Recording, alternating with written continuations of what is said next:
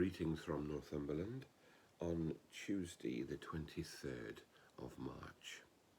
It's a lovely morning here, but today is a special day for this country. It is the day of recollection, reflection. Originally the idea of the end-of-life charity Marie Curie, which does so much to provide end-of-life care, palliative care, hospice care for so many people around the country. It's a charity dear to us in this house because my wife worked for them for 5 years. So Lynn and I will be also marking this with a special relationship with the charity. But what they suggested we do is that we reflect today. We reflect on the enormous amounts of people who have been affected by COVID-19. More than 126,000 deaths. However you calculate them, the number is enormous. I read the mathematics that says this equates to a death every 5 minutes or just less in our country in the last year. And that of course means a family, not just an individual who dies, but the impact upon many, many more. And I know in areas where COVID has been high, the toll on those who have had to care for the families is also high, on funeral directors and clergy and others who have had to help people through this very difficult time, day by day, sometimes hour by hour. And we think of all those medical staff, those support staff who have given themselves and sometimes their lives in these difficult times. There is so much to reflect on.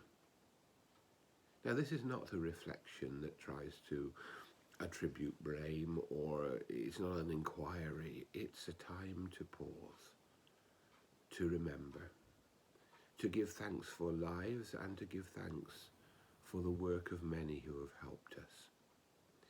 We're asked to do that in two ways. One is to pause for a minute at noon, to stop, to pray. And the other is at 8 o'clock tonight, to light a candle or shine a torch from our doorstep as a beacon of light. Remembering light and hope. These are all part of today. And in our churches here, there will be a cross outside the church where people can attach a prayer during the day. And these, of course, will stay up through to Easter. So please do take that opportunity to offer your prayer, to offer your thanksgiving, to offer your remembrance, and to share with the rest of the country in this time. I was looking at the scriptures, and one of the scriptures for today is from St. John's Gospel, chapter 11. And it is the encounter with Jesus and Mary and Martha and eventually Lazarus. Jesus comes to Bethany because he has heard that Lazarus is ill, and then he learns that Lazarus has died. And he talks with Mary and Martha about resurrection and new life. And he talks, and he goes to the grave, and he weeps. The shortest verse in the Bible, we are told, is Jesus wept.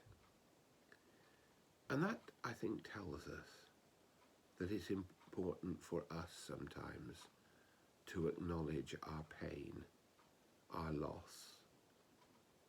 The theologians call it to lament. Christianity is not about making things all right instantly. It's not about a quick fix. It's also about God, about Jesus, and about our fellow Christians being with us in times of sorrow and lament. Jesus was with Mary and Martha. He cried with them. And as Christians, We cry for ourselves and for others. In the story of Mary and Martha and Lazarus, Lazarus is of course raised, he is healed. But that of course doesn't mean to say that he didn't die. His healing was for a time. And all of us face death. All of us face the fact that our lives are temporary. And even the lives of those who we love most are temporary. And COVID has brought this home in a terrible and a profound way.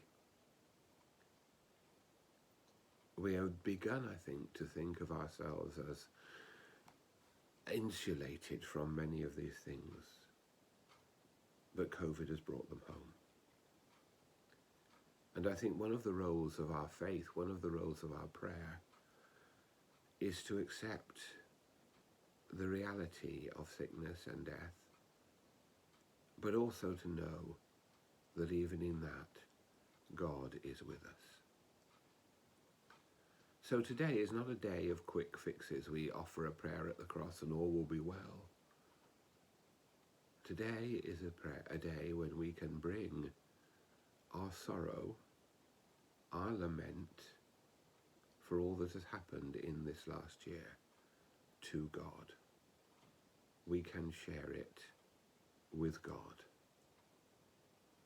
And we can share it with each other as we continue to care for each other and support each other through these days. Please take some time today to remember, to reflect, to pray for those who have suffered and are suffering, and to renew our commitment to walking with them, to walking the way of the cross, the way of love. May God bless us all.